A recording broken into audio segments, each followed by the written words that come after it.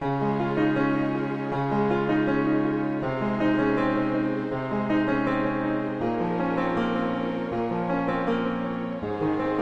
hindi na nga nakapagpigil pa si Vice President Inday Sara Duterte at kinausap na ng personal si Senator Amy Marcos upang linawin ang nakarating ditong balita na di umano'y ginagamit lang ang Vice Presidente sa pansariling kapakanan.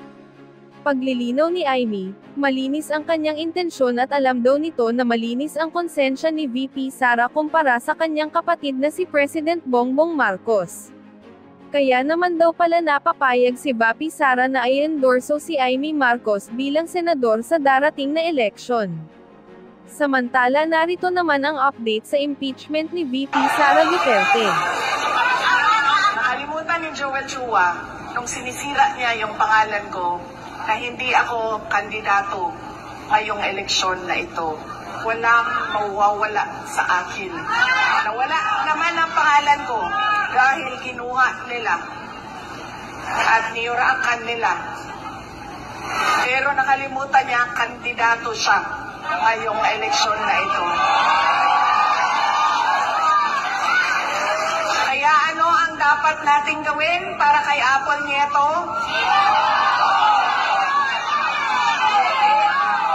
O hindi lang iboto, ano pa ang dapat nating gawin? Ikampanya.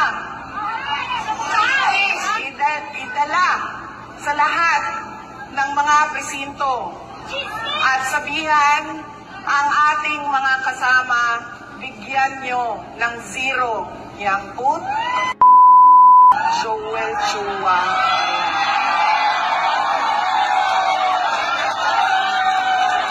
Po, may fake news na kumakalat dyan na di umano, inabasura daw yung aking asylum. How they wish, kasi alam ko gustong-gusto nila ng mga Bangag Incorporated na makita ko na humahalik sa rehas para sa krimen na hindi ko namang ginawa. Well, sorry na lang kayo, hindi po yan mangyayari. At kahit ano pong mangyari, papatunayan ko po. Kahit anong kasong isasampa sa Pilipinas, yan po ay panunupil ng karapatan ko, lalong-lalo ng karapatan ng malayang pananalita.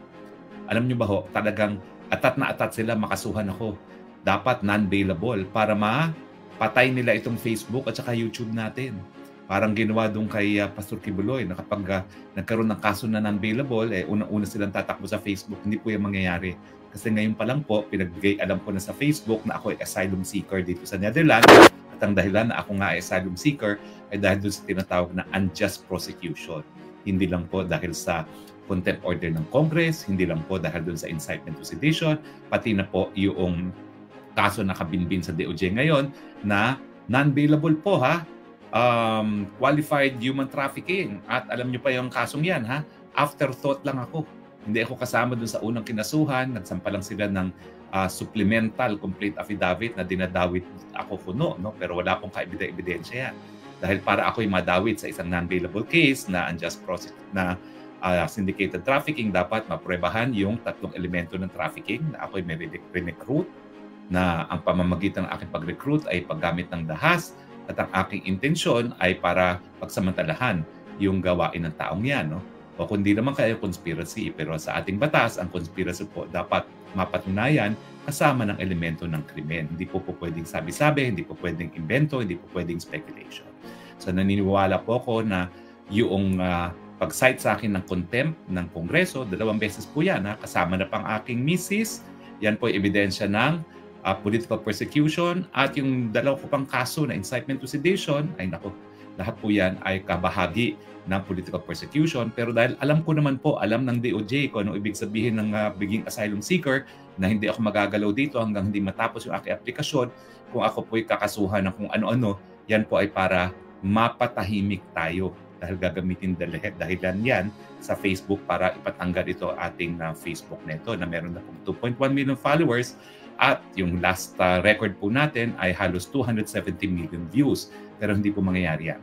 Dahil ako naman po ay kakilala ng Facebook. Matagal na po akong bibigay depensa sa mga vloggers na nasa Facebook, na nasa Google, sa Burma, sa Vietnam, sa Malaysia. At alam po nila na matagal na po akong isinusulong ang karapatan ng malayang pananalita. So hindi po sila magtatagumpay sa kanilang maitim na balak na patahimikin ang spokes hour. lalong pilitin na patahimikin na pasupilin ng Spokes Hour, lalo po tayong magsasalita dito sa Spokes Hour. Hindi lang po sa Facebook, hindi, pati na rin po sa YouTube. Pangako ko po yan, ipaglalaban natin ang karapatan ng malayang pananalita at malayang pag-iisip, dahil yan po ang gusto mangyari ng Marcos regime, matahimik ang lahat ng mga kritiko, gaya ng ginawa ng kanyang ama na pinatahimik, pinakulong ang mga kritiko. Hindi na po sa ating mangyari yan kasi nga po asylum seeker na tayo at pangangalagaan po natin itong ating boses sa internet. At binigay na po ng ating may kapal para po magkaroon tayo ng malayang merkado ng ideya. Pag-usapan naman po natin ngayon, abay, Oplan Horus. Ano ba yung Oplan Horus na yan? Well, una-una, for the benefit of Facebook and the fact-checkers, this did not originate from Harry Roque. It originated from a newspaper report exclusively carried by the Manila Times as its headline today. Can we flash the headline? Leaked paper lays out Paul attack plan. Ano pong sinasabi ng Manila Times? Abay, may plano pala ang administrasyon na talagang gamitin ang pondo ng gobyerno para mananaig ang mga kandidato ng alyansa sa darating na panahon. So according to Manila Times, which is one of the oldest newspapers not just in the Philippines but in the whole of Asia, government has an Oplan Horus whereby they will use government resources to make sure that their candidates for senators win in this midterm election.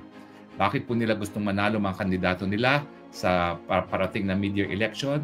Dahil gusto nilang tanggalin na naman ang isang tinik sa kanilang Marcos Forever na plano. Nais nilang tanggalin sa pwesto ang Vice President Sara Duterte sa parating na impeachment trial sa Senado. At kabahagi ng sinabi ng Manila Times ay hindi rin kaiba doon sa ginawa ni Noynoy Aquino para mapatanggal ang dating Chief Justice Corona na gagamitin na naman ang pondo ng bayan para po mabili ang mga boto ng mga senador.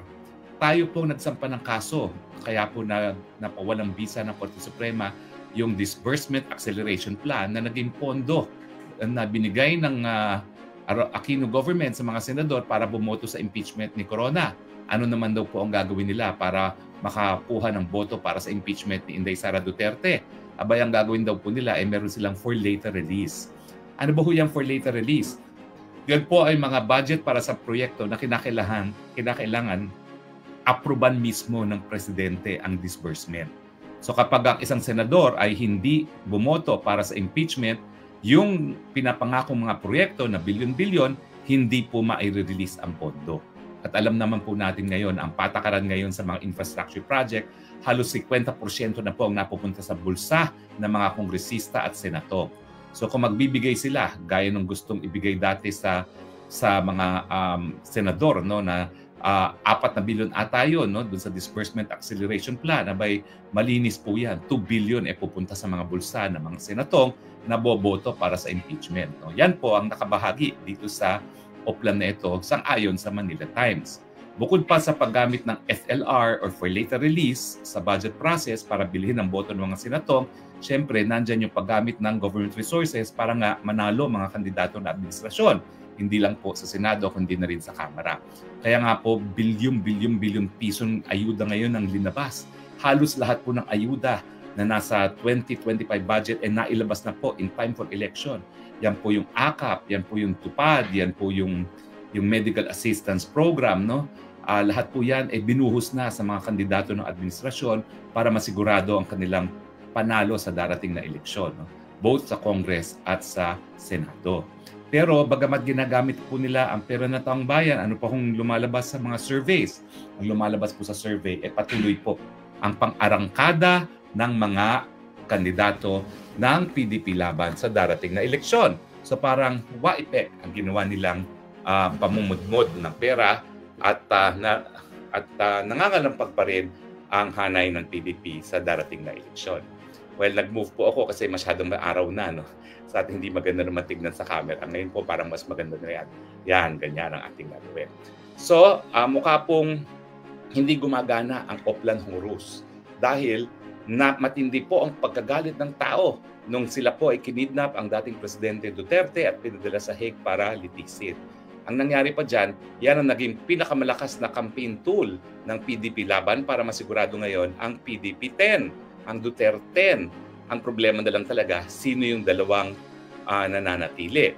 Yung dalawa na inendurso ni BP Sara, si Amy Marcos at si Camille Villar, o yung dalawa na di umano ay sinusuportahan ni Tatay Digong, no? Si Gringo Unasan at saka si Colonel Quirobin, Ariel Quirobin. Tingnan po natin kung sino mananaig. No? Pero malinaw naman po dyan na dun sa dalawang natitira, whether be it Camille Villar, Amy Marcos, Quirobin, or si Unasan, yan naman po ay mga proven na susuporta kay Tatay Digong. No? So, I think it's really a numbers game. Kinakailangan merong 8 na sasalungat sa impeachment ni Inday Sara Duterte dahil yan pong nakasaad sa ating saligang batas. Kinakailangan 2/3 votes, no? 24 po yan. So kinakailangan 8 ang hihindi sa impeachment para mapigilan po ang proseso ng pagtanggal kay BP Sara. Pero malinaw po doon sa Oplan Horos ayon sa Manila Times, no? Abay patuloy pa rin ang demolition job laban doon sa mga nangangalampag na PDP laban candidates for senator, si Senator Bongo at si Senator Bato. At nabanggit po dun sa report na hindi lang dapat si Tatay Digong ang ipadala sa ICC, pati daw po itong si Senator Bongo at saka si Senator De La Rosa. Walang mabibigyang konfirmasyon ko lang po, talagang binigyan ng letter invitation para humarap sa isang video conferencing with the prosecutors itong si General Bato. Hindi ko po alam kung nakatanggap ng ganyang imbitasyon si Senator Bongo. So ang most likely na susunod na kikidnapin nila at padadala sa dahig ay itong si Senator Bato. Kaya naman po naintindihan ko ang BP Sara kung bakit gusto niyang iboto na rin ang mangga na si Amy Marcos at si Camille. Kasi nga po, kung magtagumpay sila na mapadala sa dahig itong si General Bato, di bawas na naman ng isa boto na tatanggi dito sa plano ng impeachment, no? At saka, siyempre, numbers game, kinakailangan mo ng at least 8. Kung 3 yung sigurado natin dati, Bongo, Bato at Robin Padilla, mawawala pa yung 1 o 2. Di isa na lang ang siguradong boto natin. Sino pa yung 7 na maaasahan ni BP Sara? So at least kahit papano, nandyan si Amy Marcos, nandyan si Camille Villar, meron ng 3. Kasi si Robin Padilla naman, walang possibility na mapadala sa ICC. So titignan na lang natin kung paano yung mga boboto mga independyente, no? Gaya ni Senator, ano pangalan nito? Senator si JIL Naco Villanueva. Paano boboto yan? Siyempre, Alan Peter Cayetano, si Pia Cayetano, sana naman po ayan ay boboto. Pero 6 pa lang po yan, no? Hindi natin alam kung paano pa boboto yung iba. Kaya talaga naman pong lahat ay dapat gawin natin para pumasok ang Duterte. Dahil yan po talaga ang best insurance natin na hindi matatanggal ang ating Vice President sa kanyang katungkulan. In any case, malaki naman po ngayon ang pag-asa nitong si Philip Salvador, Marcoleta at saka itong Jimmy Bondoc, no, na talagang pumapasok, no. Ang Marcoleta po, wag po nating i-discount yan dahil ang Marcoleta po ay isang iglesia, no, at inaasahan natin na bibigay ng todo suporta ang iglesia para kay Congressman Marcoleta, no. At ang balita ko nga is yung mga humihingi ng endorso sa Iglesia ni Cristo, kinakailangan suportahan nila si Marcoleta dahil si Marcoleta naman talaga ay kabahagi ng hanay ng Iglesia ni Cristo. So bakit nga namang susuporta ang mga iglesia members kung hindi naman susuportahan ng politikong lokal ang kanilang kandidato para sa Senado? So sana po siguraduhin natin na makapasok man lang itong si Marcoleta, Congressman Marcoleta bilang senador. At si Philip Salvador naman po, dahil artista, hindi na niya kinakailangan ng tulong ko. Sigurado na po siguro yan papasok, lalong-lalo na nandyan na nga po yung tinatawag nilang tidal wave na ginawa ng administrasyon para manalo ang Duterte. At si Jimmy Bondoc, surprisingly po, dahil yan ay bagito sa politika, may posibilidad din pong manalo. No? So sabihin na natin na 4 ang sigurado ng manalo, matagal pa naman po eleksyon. O pwede pa natin habulin yan para yung natitira pang 6 ay makapasok din. Kasi kung makapasok yung 10 at meron na tayong 3 doon sa Kongreso, safe na po si Inday Sara sa impeachment trial. Hindi na po siya mapapatanggal. At yan naman po, according to Operation Horus, kabahagi talaga ng plano nila. Now, nakasaad din doon sa Operation Horus na talagang pupulbusin ang mga Duterte kasama ang kanilang mga alyado. Bagamat ako po hindi ng pangalanan, alam naman natin na matapos na ipakulong nila si Pastor Kibuloy, ako'y sinunod. No? Ako po'y kinulong na isang araw at hindi po nagtagal. Ako'y inanoon nila, sinight in contempt uli ng Quad Committee. At nung siguro matapos na ako'y nawala na sa bansa, napansin ng DOJ na hindi talaga ako mapapabalik sa bansa na walang kasong kriminal, abay hinabol yung kaso ng qualified trafficking. Yung kaso po nila sa qualified trafficking sa original complaint affidavit, hindi po ako kasama ha. Kaya nga po kaduda-duda na bigla akong sinama sa supplemental filing nila for qualified trafficking at ang bababaw ng ebidensya. Kung yan po ay magiging basihan para sa pahanap ko ng kaso, malinaw na malinaw po yan dito sa aking kaso ng asylum, no? Na talagang yan ay, ang tinatawag po dyan is unjust prosecution dahil wala po talagang kaebidensya. Bukod dun sa isang papel na wala namang pumirma na ako daw po ay legal ng Lucky South 99. Sa katunayan po, hindi po sapat na rason yan. Sabihin na natin totoo, pero hindi po yan totoo. Ang aking kliyente ay nagpapaupa lang sa Lucky South 99. Pero sabihin natin totoo yan, hindi po krimen maging abogado. In fact, ang mga abogado sinisigurado na ayon sa batas ang operasyon ng kanilang mga kliyente at kapag merong ang krimen na alam nila na nagaganap, doon lang sila magkakaroon ng pananagutan. Hindi naman po nila napatunayan sa kaso ko dahil wala naman silang kahit anong pruweba na minalalaman na kung illegal na nangyayari sa operasyon ng isang kumpanya na hindi ko po kliyente hanggang ngayon po. Talagang pinaninindigan, never ko pong naging kliyente ang Lucky South 99. Ang lahat po ng pleadings na naisampa ko sa MTC, sa Pampanga, sa RTC, Pampanga at sa Court of Appeals, linagdaan ko po yan bilang abogado ng Whirlwind Corporation, hindi ng Lucky South 99. So yan po ay prueba kung sino talaga ang kliyente ko, hindi po Lucky South 99 na nakabinbin sa putukan. In any case, nailabas ko lang po yan kasi according to Oplan Horus, kung hindi sila mananalo na fair and square, talagang sinisiraan nila na puntodo ang mga kandidato ng administrasyon, ang mga administrasyon at ang kanilang alyado. Kasi ang BP Sara naman, hindi naman kandidato pa ngayon para sa kahit anong posisyon. No? Pero inuunahan na nila yung 2028 elections. Kasi naniniwala sila, and this is wrong, na kapag natanggal ngayon si BP Sara, hindi na siya makakatakbo sa 2028.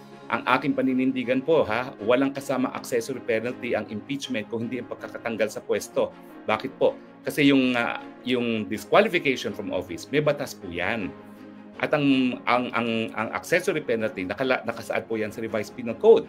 Pero ang trial naman, by virtue of an impeachment, hindi po yan sakop ng revised penal code. So saan po manggagaling yung accessory penalty ng disqualification from public office? Wala naman pong nakasaad na ganyan sa rules ng impeachment o din naman kaya doon sa provision ng impeachment, no, sa ating saligang batas. I could be wrong, I could check that, pero yan po yung aking last recollection. Dahil matagal-tagal na rin ako hindi nagtuturo, no? So I will have to check. Pero ang aking recollection po, kinakailangan merong batas na nagpo-provide for the accessory penalty of disqualification from public office. Na wala naman po sa ngayon, no? So sabihin na natin magtagumpay silang matanggal ang BP Sara, which is remote dahil iboboto natin ang PDP 10, ay hindi po yan sagabal sa pagtakbo ng ating BP Sara bilang presidente sa 2028. Ang tanong, paabutin pa ba natin hanggang 2028? Meron namang kapangyarihan ang sambayan ng Pilipino magsisante ng presidente. Nako, sinasabi nga ni Vice President Sara, baka wala ng Pilipinas sa 2028 kung tayo mag-aantay pa ng 2028. Maghusga na po tayo, hindi po yung krimen. That's not incitement to sedition dahil ang sinasabi ko, 2 beses na po naghusga taong bayan na sipain ang mga walang kwentang mga namumuno sa ating bayan. So, kung mangyayari po yan, pangatlong beses, yan po ay nakasaad na sa ating 1987 Constitution.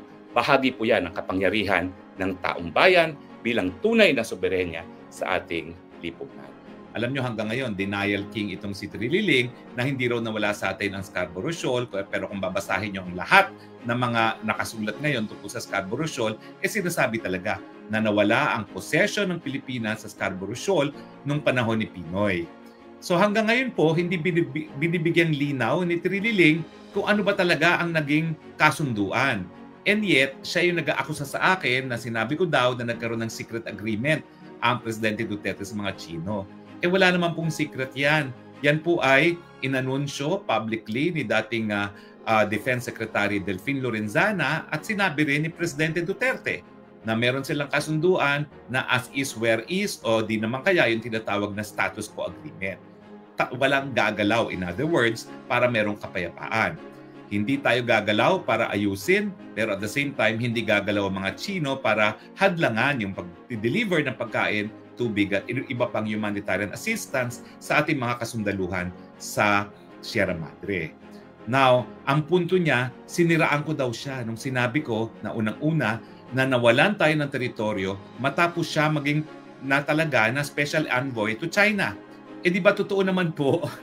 Talaga naman pong yung desisyon ng China na kunin sa atin ang posisyon ay matapos na tinalaga siya ng Presidente Aquino bilang special envoy to China. At ang problema po ay wala pong pananagutan. Kasi nga unang-una, hindi siya nagpaalam sa Senado na gagawin niya yung katungkulan na yan. Labag po yan sa separation of powers kasi ang mga senador ay legislative.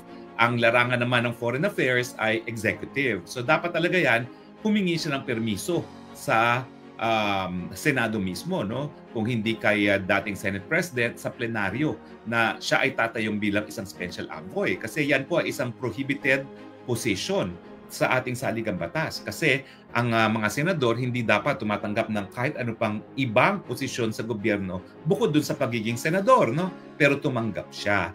At talaga naman po hindi makakaila na secret talaga yung mga nangyari sa mga negosasyon. Hindi ko po alam kung ilang beses siya nagbalik-balik, pero mahigit 20 po na nagbalik-balik siya sa China at hanggang ngayon, napakatagal ng panahon na nakalipas, hindi pa niya isinasa publiko kung ano talaga naging kasunduan nila ng China. Basta ang alam lang natin, matapos yung napakadaming pagmi-meeting niya, nawala ang Scarborough sa atin. Kaya nga ang sinasabi ko, huwag kayong magtututuro na si Presidente Duterte di umano ang namigay ng teritoryo dahil ang katotohanan niyan, it was during the time of President Aquino na nawala sa atin ang Scarborough Shoal. At bagamat tayo po ngayon ay pinangingisda ng China, yan din po ay resulta dahil doon sa pag-uusap ni Presidente Duterte kay President Xi. Kaya hanggang ngayon po ay hindi naman po nagrereklamo ang mga mangingisda natin at nakakapaghanap buhay po sila dyan sa boro na tinatawag.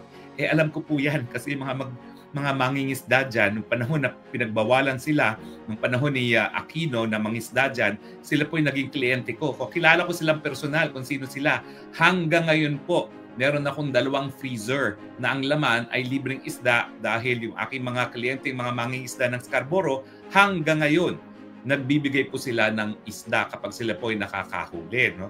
At ang nakakatuwa nga po, hindi ako pumupunta ng Masinloc para kunin. Nagtotoka-toka sila para magbayad ng isang tao na dalhin sa bahay ko. At 2 freezer po ngayon ang meron ako sa aking bahay dahil nga po sa daming isda na binibigay sa akin ng aking mga kliyente na galing po sa boro. No?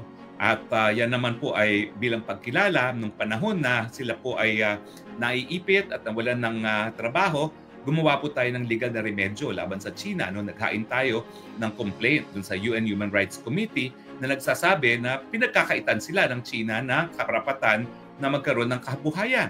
At bagamat walang decision dyan sa naging kaso na yan, hindi naman natin makakaila na matapos masampay ang reklamong yan, pinayagan muli ng China na makapagnisda ang ating mga mangingisda. At nung nagkaroon nga po ng arbitration, ang sabi ng arbitral tribunal, lahat ng mga mangingisda ay may karapatang mangisda dyan dahil merong historic right to fishing. So lahat ng mangingisda, kay Pilipino, kay Chino, kay Vietnamese, ay po pwedeng mangisda dyan sa boro. Dahilan na hanggang ngayon po, naghahanap buhay ang ating mga kababayan dyan. Well, ako nga po sinasabi ko na sa mga Chino bakit pa ba kayo kailangan mangisda dyan? Ang gawin nyo na lang, ponduhan ninyo ang isang modernong fast freezing facility at saka i-improve nyo yung port facility ng Masinloc para hayaan nyo ng Pilipino ang mangisda, hayaan nyo ng i-fast freeze ang mga isdang nahahanap dyan, nahuhuli, at i-export sa China. Dahil mayaman na naman mga Chino, hayaan na nila mga Pilipino lang ang mangisda dyan sa Scarborough. At sila kain na lang ng kain dahil meron naman silang pambayad, di ba? So pero hindi po pwedeng mangyari ngayon yan dahil nga sinira na ng tuluyan ni Marcos Jr. ang ating relasyon sa China at mukhang wala na pong pag-asa na ma-repair sa near future itong relasyon nito hanggang nakaupo po ang Marcos Jr. dahil ginagamit ng Marcos Jr. ang China ngayon para takutin ang mga Amerika na kapag hindi sumaklolo ang Amerika sa Pilipinas laban sa China, hindi nila magagamit ang ating bansa bilang unsinkable warship laban sa China. No? Well, tingnan natin kung ano pong mangyayari dyan dahil bagamat umiinit na naman ang relasyon ng China at ng Amerika, ang katotohanan po, paulit-ulit sinasabi ni Junior, na hindi pala ni Junior, paulit-ulit sinasabi ni President Trump na hindi siya interesado na makipaggera kahit kanino at ngayon nga po pine-pressure niya itong si Zelensky na tapusin na yung gera sa Russia. Samantalang noong mga unang panahon, ang mga Amerikano nagsasabi, sagot ka namin Ukraine, lumaban ka. Ngayon ayaw na ni Trump dahil alam niya na ang nagbabayad ng gera ay mga Amerikano. So sa tingin ko rin po, hindi papayag si President Trump na kapag nagkagera dahil nga sa Taiwan, ang Amerika magbabayad. Kaya nga po, bigo si Marcos Jr. ngayon na umasa sa kanyang pag-asa na kahit gaano pa siyang kapalpak bilang isang presidente, susuportahan siya ng mga Amerikano. Dahil unang-una, alam naman natin lahat, si President Trump po ay mabuti at matalik na kaibigan ni Presidente Duterte.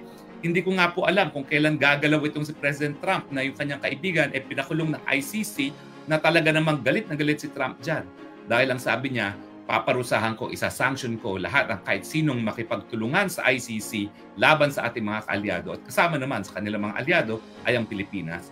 Hindi lang dahil tayo kanilang treaty ally, kundi dahil na rin sa malapit na pagkakaibigan ni President Trump at ni President Duterte. Para nga po silang twin brothers, no? Parehong politika, parehong merong war on drugs. Believe si President Trump sa war on drugs ni President Duterte. No? So sa tingin ko po, yung personal na relasyon na yan ay isang hadlang dun sa inaasahan ni Marcos Jr. na magagamit niya ang China bilang dahilan para suportahan siya ng mga Amerikano kahit gaano pa siyang kapalpak. So abangan natin ang susunod na kabanata dyan dahil tingin ko naman hindi maaatim ni President Trump na manahimik habang ang ating Tatay Digong ay nakakulong sa dahig na sinasabi ni Trump dapat talagang mabuwag na dahil ang ICC hindi lang ginagamit para sa politika at yan po ay ginamit laban sa Pilipinas para patunayan na hindi lang mga Afrikanong hinahabol ng ICC, kung hindi, ginagamit yan laban sa Amerika mismo at kanyang mga alyado. At alam naman natin na bagamat maraming maanghang na salita ang ating presidente tungkol sa mga Amerikano, pagdating naman sa personal na relasyon, walang kaduda-duda ang relasyon nilang dalawa ni President Trump. So anyway, maraming salamat po sa mga piskal sa kanilang ginawang pag-dismiss sa kaso ni Trillanes. Na-dismiss po yung kaso kasi yung isang elemento ng libel ay hindi napatunayan ni Trililing. Ito po yung requirement na publication. Ang sinabi niya kasi sa kanyang complaint affidavit, napagbigay alam lang sa kanya ng isang staff niya yung aking broadcast ng Spokes Hour kung saan tinawag kong pansin niya na hindi talagang nawala ng kahit anong teritoryong Pilipinas sa panahon ni Presidente Duterte. Pero sabi ng piskal, nasa ng prueba, wala namang sinumpaang sanaysay yung staff mo. Tapos, hindi rin siya gumawa ng kahit anong ebidensya, nagsumiti ng ebidensya na may nakapanood sa Spokes Hour na episode na yon at naniwala na nasiraan ang pagkatao ni Trililing. Paano mo naman masisiraan ng tao na talaga namang negative ng approval at trust rating? Makikita niyo po yan sa resulta ng eleksyon sa Caloocan. Ang Caloocan po, naku, ewan ko kung aabot sa milyon ang kanyang botante, no? Pero wala pa po sigurong 20,000 na magiging boto dyan ni Trililing. Baka nga mga 10,000 lang ang makukuha niya, no? So paano mo sisirain ang pagkatao ng Trililing na sira na sa mata ng napakadaming tao? Pansinin niyo po yan. 10,000 to 20,000 votes lang ang makukuha niyan sa Caloocan sa kanyang kandidatura sa pagiging alkalde ng Caloocan. So mga taga-Caloocan, huwag bumoto sa isang tao na nakipag-secret negotiation sa China na ang naging resulta, at wala namang kaduda-duda po yan, matapos ang napakadaming pagmi-meeting niya na secret sa mga Chino, ay nawala sa atin ang Scarborough Shoal. Now, ang hindi po in-address ng mga prosecutor ay yung sinasabi ko na sakop ng protected speech yung aking sinasabi. Unang-una, hindi naman ako nagsabi na nawala ang Scarborough Shoal dahil sa paghihimasok ni Trillanes. Yan naman po'y sinabi mismo ni Juan Ponce Enrile nung siya ay Senate President. At kinabit ko po bilang attachment sa aking counter affidavit yung proceedings ng Senado. Kung talagang malinaw, kung saan malinaw na malinaw, sinasabi ni JPE, abay traitor itong mamang ito dahil siya nakipag-usap ng sikreto na walang teritoryo natin, hindi nagbibigay ng public pronouncement kung anong napagkasunduan niya, at nung nagsasalita si JPE, imbis na sumagot, nag-walk out. Kung wala siya itatago, ba't hindi siya sumagot sa plenaryo ng Senado? Kaya nga ang mga senador binibigyan ng immunity laban sa libel para maging ang balitaktakan dyan ay maging buhay, no? At malaman natin kung anong katotohanan. Pero pinili niya na manahimik imbis na i-deny yung sinasabi ni JPE na nawala ang Scarborough dahil sa kanyang mga secret negotiations, at hanggang ngayon hindi pa niya sinisiwalat kung ano talaga ang napagkasunduan niya sa bansang China. Sa akin po, malinaw na ang desisyon ng Korte Suprema. Kung ang subject matter ng mga sinabi ko ay may kinalaman sa interes ng publiko, kinakailangan niya na ipag-usapan. So pag-usapan po natin, ano ang mga pinagkasunduan ni Trillanes doon sa kanyang mga secret negotiations. Siyempre po, ang secret negotiations magkakaroon ng secret agreement. So siya po ang pumasok sa secret agreement, hindi ang dating Presidente Duterte, dahil yan naman pong mga agreement on status quo ay isiniwalat sa publiko ng ating Presidente Duterte at ni minsan hindi po sinikreto. In fact, ang unang-unang pagkakataon narinig ko yung agreement na yan, kongresista pa po ako. Doon po sa hearing ng Committee on Appropriations kung saan pumarap si dating Defense Secretary Del Lorenzana at sinabi na may ganyan ngang kasunduan, status quo agreement, na walang galawan, no, nang magkaroon ng kapayapaan, lalong-lalo na dyan sa area ng Ayungin. No? Bagamat hindi po yan na napagdesisyonan ng mga piskal, sapat na po na merong isang elemento na kulang doon sa reklamo ni Trillanes. At ang nagkulang ng elemento ay yung elemento ng publication. Pero sana nga po magkaroon din ng pronouncement tungkol doon sa pananagutan ni Trillanes bilang isang public officer na meron siyang obligasyon na isiwalat yung mga secret negotiations at secret agreements kung ano man nito na kanyang ipinasok with the Chinese authorities. Dahil may pakialam po tayo yan, dahil yan po itungkol sa ating teritoryo na pilit na binabaluktot ni Marcos Jr. at sinasabi na ang Presidente Duterte raw ang dahilan kung bakit tayo nawalan ng teritoryo na wala pong basihan. Dahil alam naman po nating lahat na wala ang Scarborough sa panahon ni Presidente Aquino na nagtalaga kay Trililing bilang isang special envoy at nawala naman pong mischief free sa panahon ni FDR. Now, pag-usapan din po natin, abay, itong si Trililing humarap sa kanyang partido na Lakas, NUCD, at humiling na kinakailangan tulungan ng matindi ang alyansa. Naku, mantakin ninyo ang alyansa ay binubuo ng isang koalisyon kasamang lahat ng mga pinakamalalaking partido ng Pilipinas, ang Lakas, NUCD, Nasyonalista, NUP, at saka ang partido ni Danding Coangco, NPC. So ano pa bang kailangan nila? Midterm elections, hawak nila ang administrasyon, hawak nila ang lahat ng ayuda, and yet desperado na nakiusap ang tambaluslos na kinakailangan suportahan ng Partido Lakas ang alyansa ni Marcos Jr. Well, itong ganitong desperadong pakiusap na kinakailangan tulungan ng alyansa, miski ito po ay midterms election at nakaupo ang Marcos Jr. ay nagpapatunay na talaga namang pong nakaapekto sa mga kandidato ng alyansa ang pagtataksil na ginawa ng administrasyon ni Marcos Jr. kay dating Presidente Rodrigo Roa Duterte. At ang katunayan po nito, yung negative 28 at negative 29 na trust and approval rating ng ating Marcos Jr., no? Negative 28 at 29 yan po ay parang imposibleng makamit, pero nakamit po yan ni Marcos Jr. It is the worst record of approval and mistrust of any president. Naintindihan niyo ba ibig sabihin ninyon?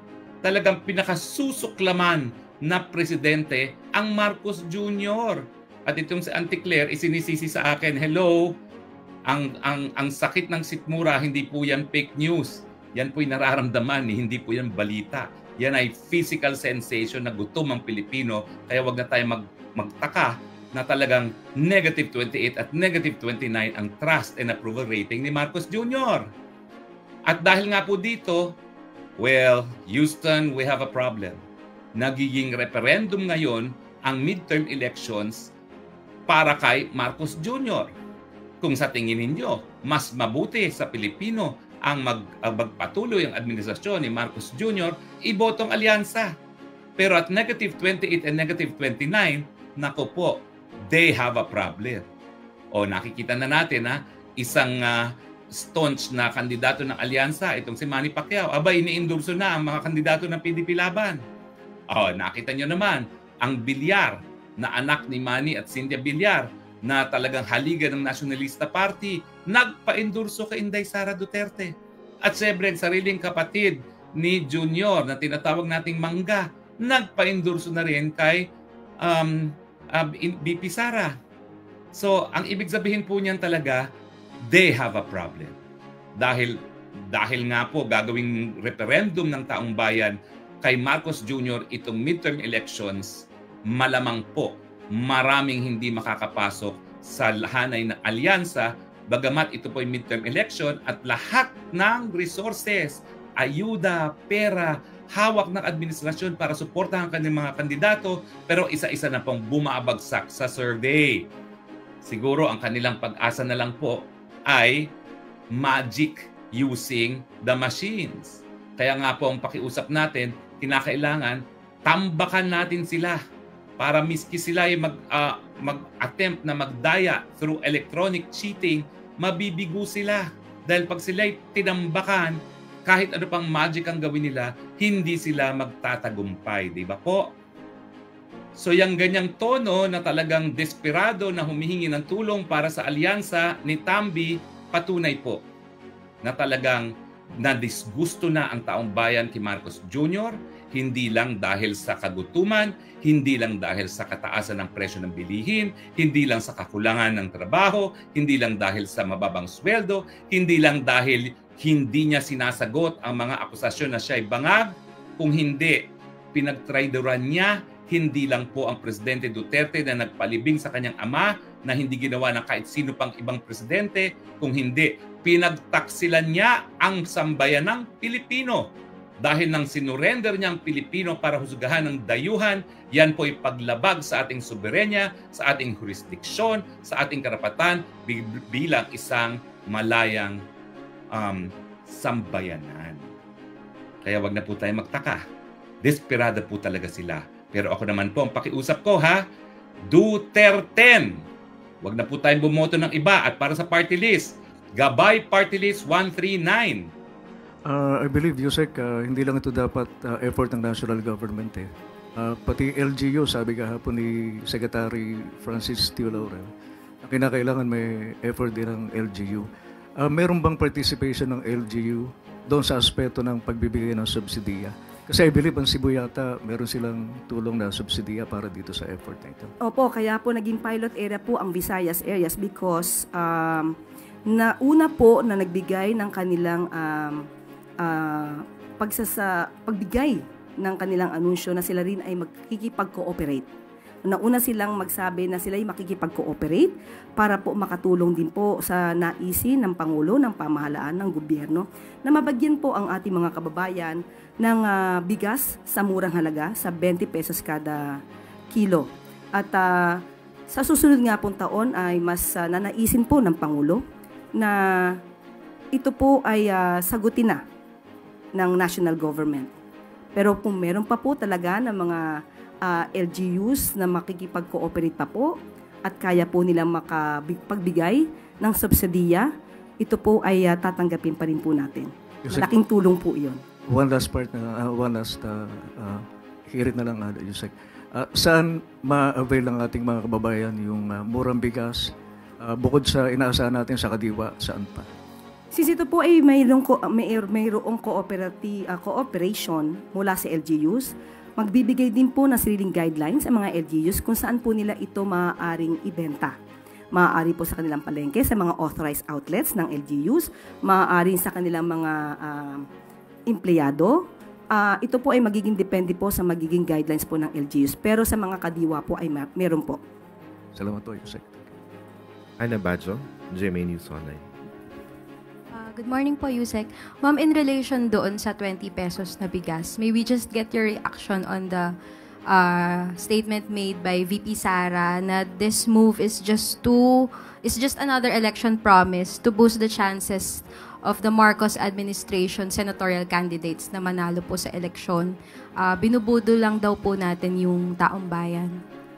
Unang-una po, matagal na po nilang ini-issue na mukhang hindi kakayanin ng Pangulo ang aspirasyon na magkaroon at mag-deliver ng bigas sa halagang 20 pesos kada kilo. Ngayon po, na unti-unting natutupad ang aspirasyon na ito ng Pangulo, bakit muli na naman silang nagsasalita, nagiging negatibo? Muli, uulitin natin, ang gusto po ng Pangulo, ng Pangulong Marcos, ay ma-deliver sa taong bayan ang bigas sa murang halaga. Noon pa po ito. Pero ngayon po'y nagsusumikap ang ating pamahalaan, ang ating Pangulo na matupad ang aspirasyon na ito. Sana po sa mga leader, ang tunay na leader at tunay na Pilipino ay dapat sumusuporta sa kapwa Pilipino, lalong-lalo na sa pinuno ng bansa. Huwag sanang pairalin ang crab mentality at huwag maging anay sa lipunan. Magkaisa tayo para matupad ng Pangulo at ng pamahalaan ang mga aspirasyon para sa taong bayan. Pero ma'am, why did the government choose Visayas po? Kasi yung isa rin niyang sinasabi, given na vote-rich region yung Visayas, kaya ito raw yung pinili. Ano po yung basehan ng government kung bakit Visayas? Unang-una po, na sabi po sa atin, ni Secretary Kiko Laurel, na kaya po Visayas, unang-una po, maraming stocks po ang NFA sa nasabing lugar at sila po ang naunang magsabi ng pakikipag-cooperate sa Pangulo sa pagbibigay po ng subsidiya. Kaya po nauna po ang Visayas areas. Ito rin po ay pinatotohanan po ni Governor Gwen Garcia. So bakit naman po natin haharangin ang magandang adhikain na ito, ang magandang goal na ito ng Pangulo na makapagbigay ng murang bigas at sa pangunguna po ito sa Visayas areas. Huwag po natin harangin, huwag po natin pagbawalan yung mga taong bayan na bumili ng murang bigas. Ito po ay muli para sa taong bayan, huwag natin mahayaang magutom ang taong bayan. Hindi porket po mura ang bigas, sasabihin na panghayop ang nasabing bigas. Liliwanagin lamang po natin. Ang ibebentang bigas ay yung bigas po na nabibili ngayon sa halagang 33 pesos. So wag po nating maliitin ang mga farmers natin dahil local farmers po manggagaling ang bigas na ito. Kapag po sinabi, ninuman, na ito ay panghayop na bigas, minamaliit po natin ang mga farmers natin na nagbebenta po sa NFA, sa ating gobyerno. So, wag po nating hayaan dahil ang bigas po na ito ay talagang nabibili na po. Marami na pong bumili ng bigas na ito sa halagang 33 pesos. Same po, parehong bigas po ang ibebenta. At ang sabi nga po natin dito, kung sinasabi po niya na wag magpabudol, tama po na wag magpabudol dahil maaaring magamit na naman ito at masabotahin ng mga fake news peddlers, magpanggap na buyers at ipapakitang hindi maganda ang bigas. Tandaan natin, ito pong bigas na ibebenta sa halagang 20 pesos ay yung parehong bigas na ibinebenta sa halagang 33 pesos. Ma'am, last na lang po on my part. Ma'am, paano po yung budget nito? Sufficient naman po ba para masustain? And kasi tinatarget natin na hanggang 2028 na rin po yung implementation. Sa ngayon po ay aabot po at ang nais po ng Pangulo para sa susunod na taon ay mabigyan po ng budget ang programang ito para sa taong bayan. Thank you, ma'am. Follow-up question. Ia Gutierrez, ABS-CBN. Hi, ma'am. Ma'am, yung 20 pesos po, this was a campaign promise of the President. Pero bakit ngayon lang po ito nasimulan? Unang-una po, sa budget po, hindi po agad kinaya or masasabi natin na pinag-aralan kung paano ito mapapatupad. At ngayon po, na kinakaya po natin, hindi po ba dapat mas magpunyagi tayo?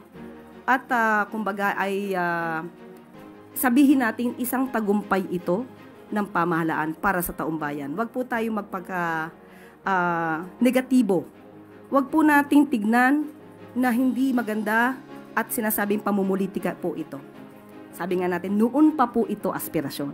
So kung ito man ay natupad, maganda lamang po siguro nagkataon dahil ang Visayas areas ay nakipag-cooperate. At sabi nga natin, ang mga taong itim ang tingin sa kanilang paligid ay mukhang hindi makakakita talaga ng liwanag. So you're saying, ma'am, na ngayon lang nagkaroon ng budget for the 20 pesos rice? Hindi po natin sinasabing ngayon lang nagka-budget. Ngayon lang po na pag-araling mabuti dahil sa loob po ng mga araw, buwan, taon, ito po ay inaral kung paano po ito maipapatupad. Ngayon po, nakita po nila sa kanilang pag-aaral na maaari pong ibigay sa pamamagitan din po ng pagbibigay ng subsidiya. Ito po ngayon ay ating ipatutupad. Ma'am, kasi yung announcement came shortly after the President suffered a double-digit decline sa kanyang trust and approval ratings, kung saan tinuturo yung mataas na presyo ng bilihin behind the decline. Does this have anything to do with the announcement? Wala po. Dahil bago pa po nagkaroon kung anumang survey, rating ang napapakita ngayon, noon pa po ito pinag-uusapan. Nakasama po ako minsan sa isang pribadong meeting para po dito, para pa ipatupad po ang 20 pesos kada kilo na bigas. Nauna pa po ito na pag-usapan ng DA, ng NFA, bago pa po lumabas ang mga survey ratings na yan. Next question, Ivan Mayrina. Ma'am, follow up dun sa kung saan manggagaling ang pondo rito. Ang paliwanag kahapon ni Secretary Chu Laurel, kung ano man yung diferensya, 33 yung value, ibebenta ng 20. Tig 650 ang national at local. What happens to the fourth, third-class municipalities who are unable to fund the difference? How soon can the national government shoulder the cost fully para maibenta po sa 20? Sa ngayon po ay pinag-aaralan po yung patungkol po dyan. Ang pangunahin po ngayon na direktiba po ay doon sa maaari makapagbigay ng subsidiya mula sa local government.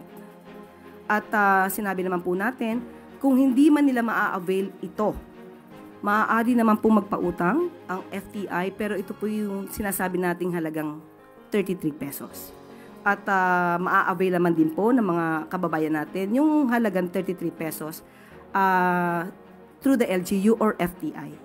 At yun po din po ay pwedeng utangin po ng mga sinasabi niyo po na medyo local government na hindi ganun kalaki po yung income na natatanggap.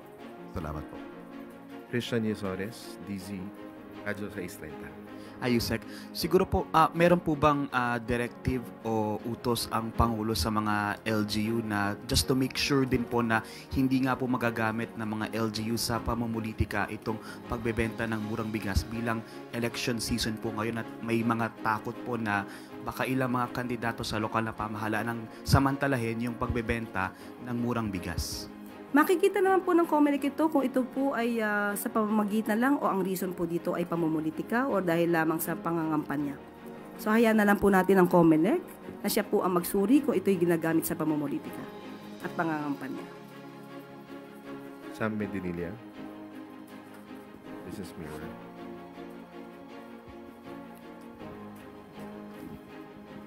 Good morning, ma'am. Bali, ilan po yung magiging beneficiaries target beneficiaries nitong program? At saka yung ilang LGUs rin po. Bali, ilang families and ilang LGUs? Opo, sa ngayon po ay nagkakaroon po ng guidelines. Gumagawa po ng guidelines ang DA at madidinig po sa kanila yung detalye. Sa aming pagkakaalam ay magkakaroon po mismo ng press briefing si Secretary Kiko o ang DA at doon niyo po malalaman kung ano po yung iba pa pong mga detalye. Tapos, na-mention rin po nila na parang wala pa siyang allocation sa GAA this year. So saan po kukunin ng government, ng DA yung budget for the initial implementation nitong program? Muli po, pakinggan na lang po muna natin yung press briefing na gagawin po ng DA. Dahil sa ngayon po, hindi ko po hawak ang detalye patungkol po dyan. At sila po mismo ang magbibigay ng mga kasagutan patungkol po sa mga ganyang klaseng mga katanungan. Last na lang po. Bali na-mention rin po ng COMELEC na nag-issue na sila ng reaction regarding dito sa arrest. Ang na-mention po nila, okay lang raw magbenta yung NFA nung 20 pesos, pero hindi raw po dapat involved yung mga candidates for the 2025 polls. Kaso karamihan po ng incumbent officials ngayon ay running for re-election. So pag nagbenta po ba nito, dapat hindi po sila involved dun sa... Dapat po, hindi po sila involved. Dapat nga po, ang kanilang mga mukha ay hindi makikita sa mga tarpaulin patungkol po dito. Ang pagbebenta po ng bigas sa halagang 20 pesos kada kilo ay para po sa taong bayan, hindi para po sa mga kandidato. Thank you po. Next, same topic. Then Santos, Net 24.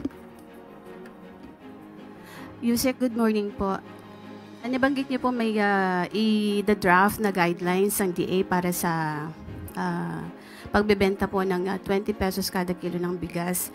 Nangangahulugan po ba ito na limitado lamang yung mga kababayan natin na maaring maka-avail at hindi ito rice for all, itong 20 pesos na ito ng ating administrasyon? Nakausap po natin ang representative ng DA at sinasabi po naman nila ito ay ma-avail ninuman. Pero magkakaroon din po ng sariling guidelines ang LGU kung kanino po ito maibebenta. Mas malamang po sa aking hinuha, sa aking pagtatansya, mas mabibigyan nila ng priority yung mga sinasabing nasa laylayan ng lipunan. Pero hindi naman po ito ipinagbabawal na bilhin. Ang sabi po sa atin, pag nasa kadiwa po, lahat naman po ay maaaring maka-avail. Thank you po. Moving on to next question, Maricel Halili, V5.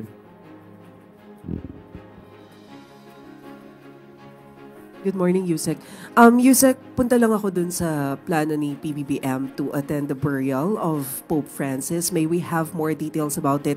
Kailan sila aalis ni First Lady Liza papunta ng Vatican and hanggang kailan sila doon? Mamayang gabi po, ang pag-alis po ng first couple. The funeral will be attended by the first couple this Saturday, April 26. At yun lamang po ang maibibigay kong detalye.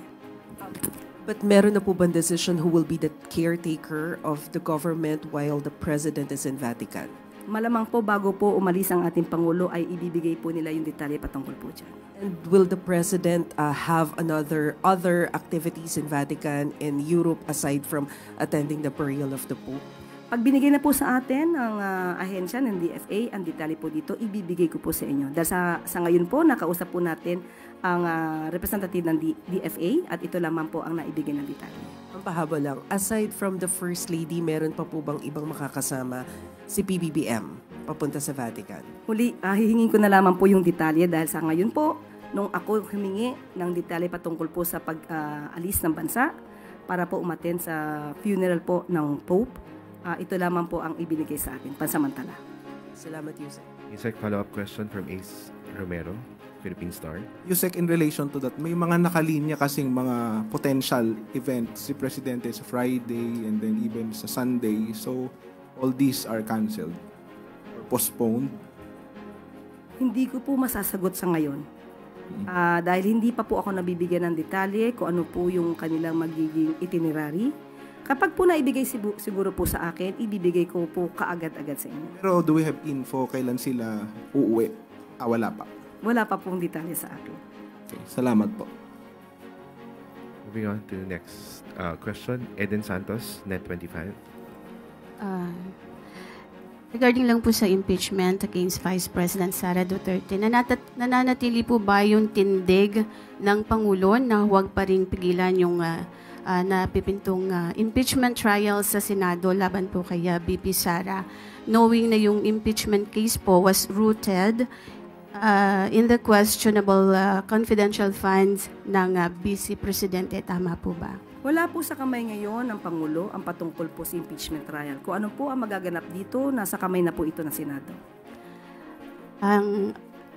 follow-up ko lang po dun sa transparency and accountability. Kung confidential and intel funds po yung dahilan nung pag-impeach kay VP Sara, hindi po kaya maapektuhan din ng Pangulo dahil isa po siya doon sa top spender ng Confi and Intel funds para po hilingin din na idetalye niya yung kanyang pinaggagamitan or paggagamitan po ng Confi and Intel funds. Hindi po nakatanggap ang Office of the President ng AOM or Notice of Disallowance. Kung sino man ang nakatanggap nito at kung sino man ang kinakailangan magpaliwanag dito, mauna muna po siya magpaliwanag dahil meron pong trial na darating po. Okay po, thank you. Follow-up question from Ace Romero, Philippine Star. Yusek, will just seek reaction dun sa sinabi ng kampo ni Vice President that her lawyers thought they are more than confident that she will emerge victorious dito sa impeachment trial na ito. Kung yun po yung estratehiya nila, hayaan po natin. But does the palace agree na wala pong kinalaman ng palasyo sa impeachment trial? Next question, Clay Pardilla, PTV4.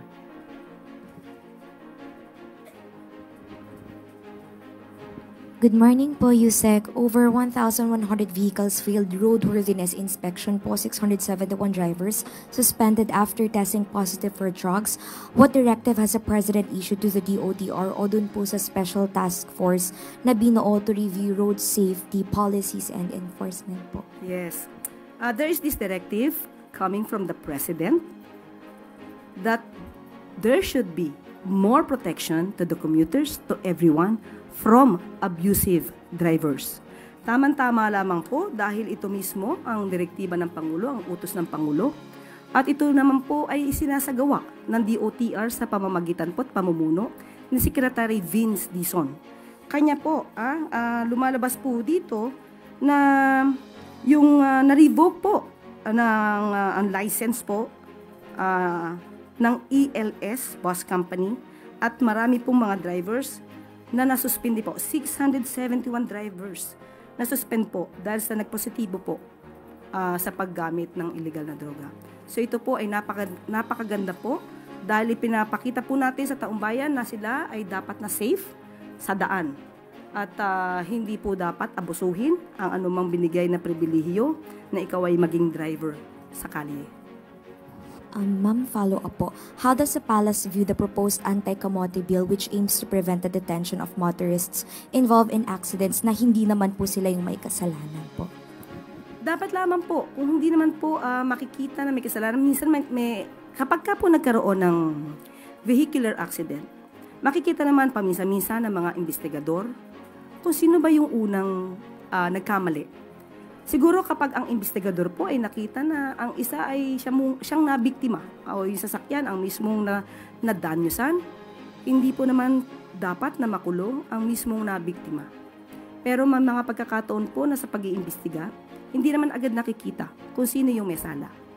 So, karapatan din po ng mga otoridad natin na wag muna palayain o magkaroon ng maagarang investigasyon para po, kasama na rin po ito sa due process.